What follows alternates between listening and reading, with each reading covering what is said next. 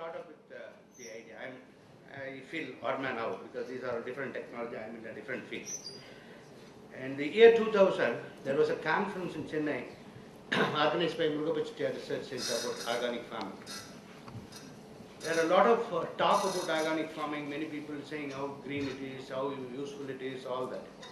One of my friends, Mr. Prabhakar, who is a colleague of mine, he raised one question. He was quite skeptical about the whole conference and said, everyone in this dais are talking about organic farming, its benefits, all that. Nobody addressing the real issue. That's a personal discussion with me. If a farmer wants a 50 ton of urea, he gets it, he can go to the market, buy it. But he wants 50 tons of, say, earthworm compost, he doesn't get it. Then how come a farmer will opt for organic farming? So it will be in minuscule operations, which is never going to cater to the large scale demand that is existing in this country. That threw a lot of interest in me. I was from the different field. At the time I was working on algae, growing spirulina, extracting beta-carotene from another algae, lutein from another algae. I was also from Murugabesh Research Center. Till 97 I was with NCRC working under Dr. Seshar, my mentor. So that was the fire that came into me. I started working on that. So we started exploring that. Through Pollution Control Board, I found out that there is huge amount of humus waste that is being thrown into the field because there is absence of technology to compost them. And there are farmers who don't get organic manure for their agriculture. And there is no cattle to have done to do the composting. These are three different segments which has to be united to get a benefit in a holistic pattern.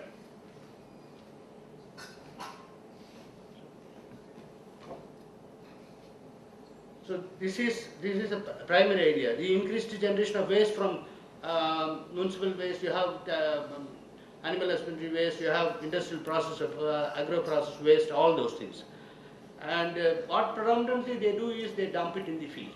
Pollution Control Board has a very strict problem in Ozone area where mango processing industry is there, people dump the waste in the open, there is an environmental hazards. Like that, many huge amount of solid waste. They are not able to convert them because the land problem, they have to dump it in one place and compost them. Land cost is very high and it is not possible for them to invest on land. So they dump it as a landfill.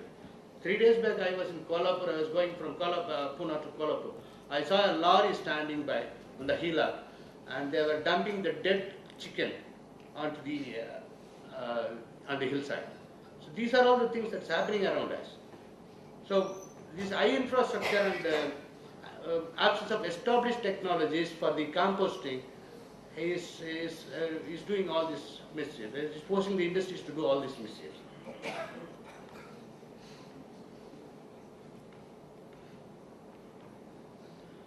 So as I said, biological manure is what is needed. Agriculture need this biological manure, and we have to address the issue. These three things we combined. And I started working in 2002 about composting, and I found out many agro industries were prevailing in this country. So I thought, take up one industry or the other and try to work out their waste. First thing I took up is press mud, then kaya pit. So we found out that there are 450 sugarcane industries. Each industry is producing around 20,000 to 40,000 tons of press mud waste, which is dumped. These actually there is a norm by Pollution Control Board at that time. Earlier time there was no norm. They used to give the press mud as such to the farmers as a part of disposal plan. This press mud is very dangerous when it is used directly. So what they do is these farmers take the press mud, keep it for 1 or 2 months and dump it in their field without knowing the dangers involved in it. What happens is this reduces the organic carbon level in their field and also destroys all the microflora of the soil. But they think this is a manure because this is being promoted by the industry. So there is the awareness is not there. But industry, as far as they are concerned, they have a compulsion from Pollution Control Board that they have to dispose of the solids. So very recently, 2-3 years back, Pollution Control Board has issued a norm to the industries that they cannot dispose it to the farmers, they have to compost it at the site with infrastructure such as concrete floors, aerators, all that. So generally what happens is, even here, there is an absence of technology to compost them. Normally you have composting, it takes around 60 to 120 days in a normal course. Even then, there is a lot of technological deficiency. Like, for example, an agro expert says, I need CN ratios, for example, 10:1. Then it can be applied. A chemist in a fertilizer company says, oh, you need 10:1. Then I will put nitrate. I will increase nitrogen, so the CN ratio will come down. The actual thought process should be, you should reduce C in the presence of nitrogen. You should not increase nitrogen. That is not the way to do it. But the thing is, that is being done. So this also has destroyed the soil. For quite some time this is happening. So these are all the issues that we wanted to address as part of our research. So we developed a technology called accelerated rapid biological intervention technique. What it is all about taking cow dung and nurture the bacteria. There are bacteria that is available which are called active microbes, that is also available in the market. The thing is, the minute people buy it and try to do the composting, it doesn't work. Why? Because the minute you take and bottle active microbes, it goes into dormant stage. So a farmer buys 1 liter or 10 liter of active microbes, try to dilute it and spray it in his field or spray it on pressed mud or any other agro waste, the duration will be same. It is not going to affect, it is only a waste of money. What we have done is, instead of that, we wanted to develop a technology to activate these microbes and further enhance it and make it very aggressive eater of organic waste. This is where we succeeded. So what we have done is, we don't sell these microbes. What we do is, we incorporate our own facility, like production facility in the field itself for individual industries, and use the microbes to do the necessary thing. So the inoculum, that's what we call as inoculum, is developed, it's complex nutrients. We have identified some complex nutrients which is made out of some herbal mix. These herbal mix acts as a feedstock for the microbes to grow very rapidly at a rapid phase, and they become very aggressive eaters. So, and we have also identified some specific bacteria and inoculate them and make them grow in a symmetric and symbiotic environment. The major parameters that we look at it is to stabilize CN ratio, pH and temperature. In press mud environment, what happens is, CN ratio is around 21:1. And people, as I said, people add nitrate, they increase the nitrogen, then the CN ratio comes down. And the pH, they add some alkaline substance or a humic acid or something, the pH goes up from 4.5 to 7. And then they say it's compost. Very unfortunate to say this, the major parameter by all sugarcane industries as on date is they look upon is color of the press mud. That is the parameter. They keep it as the standard verification procedure. If it becomes black, it is a compost. They sell it to the farmers. Basically, press mud has sugar. When it is exposed to atmosphere, it automatically becomes black in say 15, 20 days. So blackening is not a parameter, but that is being promoted. Because as far as the industries are concerned, they will have to dispose it of. So this we wanted to change it. We are now going into them.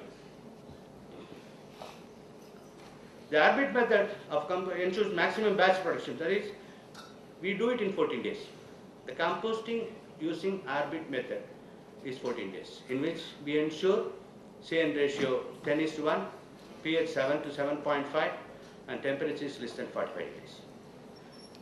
And initially what happens is 60 to 90 days they use aerator. So for aerator, every day they use. So at least for 60 days, they will be using aerator for 40-45 days. Here they use aerator only 7 days, which means we have reduced using of aerator, which is a fuel guzzler. So that way we reduced energy consumption. Every day they use 10,000 liters, that is at approximately 30 to 40 liters per ton. And we have reduced it to 2 liters per ton. And on an average, on a final, this one it will come to 10 liters per ton. So there is phenomenal economical gains for the industry in terms of conversion of waste to pressment, and they give it at a subsidized rate. In Pony Sugars alone, last month we have done, in 3 months we have done 5,000 tons of compost at very high, with a very high quality. And another thing is, they use spent wash for, they use pressment windrow composting for spent wash discharge. They discharge spent wash onto the pressment for 45 days so that they don't have to have a ETP for spent wash, through which, by spraying through the windrows, they can also evaporate. That is also a method they are using, and we found out that our bacteria works on that environment also. It's not affecting their day-to-day operation. So the major, by this, what we are ensuring for the industry is complete utilization of waste, very less land area, the environment protection upgradation is there, and as we decided, we are giving a good quality bio-menu. And we said increased sugar content is like that. Originally they used to have 100 tons per acre. Now it has gone down to 60-40 tons per acre. It is mainly because of the pressmud usage. Actually, industry, without knowing, they burn their own revenue by providing untreated pressmud. Because of the reduction in organic carbon and other parameters in soil fertility, their production, their yield and capacity of production of sugar has gone down. Now we are now promoting this technology to them. They are now taking it up. As a small explanation, as a slide presentation, this is the pressmud. This is the pressmud which comes out of the factory. This is what is disposed to the farmers earlier days as manure. So this is a windrow maker. This is an aerator.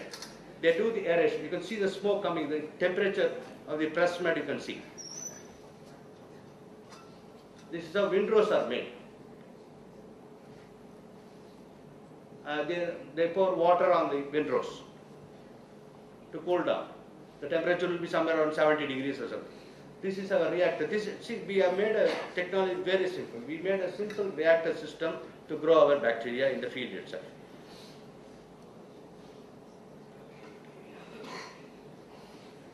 And we are spraying our culture onto the system, windrows. After 14 days, the color, you can see the color of the pressmud. And we take our reports from SGS. We have third-party analysis, and we do our reporting from them. We don't do the analysis for ourselves. And after that, this is being packed and sold to the farmers. And this complies to FCO regulations, first time.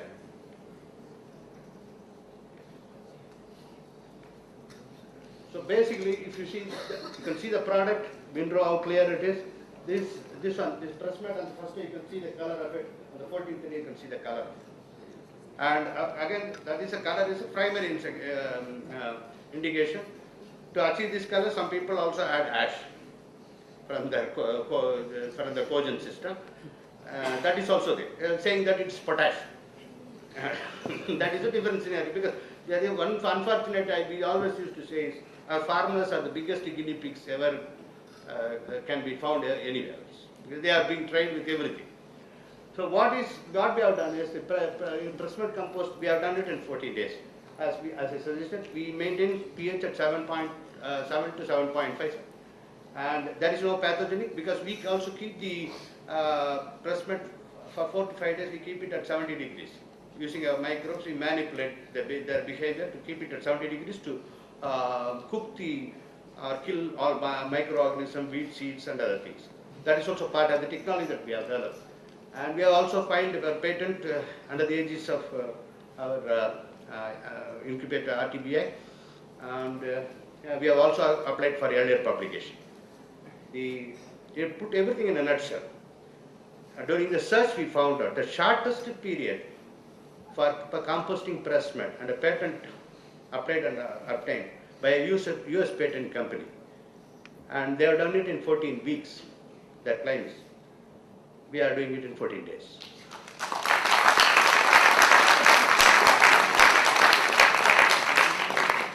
I am the managing director, promoter of the company, and I worked under Dr. Seshadri for 14 years, and I consider him as my mentor, and he gave us inspiration to work on rural-oriented projects. And when I developed technology on lycopene extraction, I wanted to name the product on this one, because that was a unique project that was done for when I was a corporate advisor. I was with Murugapachittiya Research Center for 13 years, and then I was a vice president in a biotech company where we did beta-carotene from Dunaliella salina and algae. And then I was a corporate advisor to another company where we developed technology to extract lycopene. That I wanted to dedicate. I wanted to say here why we worked on that project. It was about paying constant pricing to tomato. Tomato farmers actually get 50 paisa per kg. This is the ground reality. You think the tomato sometimes sells 40 rupees, 50 rupees in this country, and farmer gains windfall. Gains is there. It's not true. Farmers are getting 50 paisa on an average. To effectively change that scenario, I worked on that, and we developed a technology, first of its kind in India, in the world, that was about giving 97% pure lycopene crystals, extracting from tomato, and rehabilitating around 3,000 farmers in one area. Yeah. So that technology, and then I have another, my CFO is also from Kayapith industry, and he's a chartered accountant. I have my colleague, Rekha Raju, she's a microbiologist. And my IIT connection is, since technology-oriented company, I needed an endorsement. I approached RTBA for that. They gave me the incubation opportunity, and because of that, we are now going to great heights. Market, we have 450 sugar industries. If I can cater to them, I think I'm done. And competition-wise, I don't have competition anywhere else because we are the only company with the technology now entering into the market with the technology to compost in 14 days. There is only one producer who do the similar job. He has already purchased the technology from me. We have entered into a joint venture agreement with Varun Phosphates, which is the other company that is in the market, and they have already paid me 25 lakhs for the technology with a 60 lakh component for royalty of production. And we are now demonstrating our technology to Shakti Sugars and expecting a joint venture agreement with them. There is a new avenue that has opened up. We are now looking for methane extraction using our RB technology from Prisma. These are the next. Our future plan is to compost Kayapith, enrich fly ash, and food processed waste. We want to attempt into it, and also use spent wash environment, and increase gas production in the Prisma environment. We have direct line Shakti Sugars, Dharani Sugars, Spectrum Renewable Energy, and Varun Phosphate, and through mandate from Varun Phosphate, we have Puni Sugars, Nipani Sugars, and Ganga Kate Sugars. These are all happened in 1 year's time. I was just incubated in April 2012. So in 1 year, we have achieved. Thank you. I think in the interest of time, we're running a little bit late. I'd encourage people with questions for Swayambhu Biologics to take them offline. No problem. But I'd like to thank